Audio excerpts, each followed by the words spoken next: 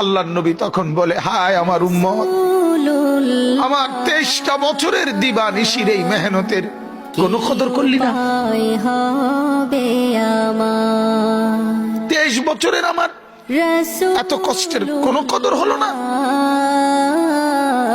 হাসরের ময়দানে নবী, দোস্ত শুনেন, হাসরের ময়দানে আল্লাহর নবী তার পিঠ দেখাবে, পিঠ, নবী তার পিঠ দেখাবে, পিঠ দেখায়া বলবে, উম্মত দেখ আমার পিঠ চালনির মতো ছিদ্র ছিদ্র করে ফেলছি।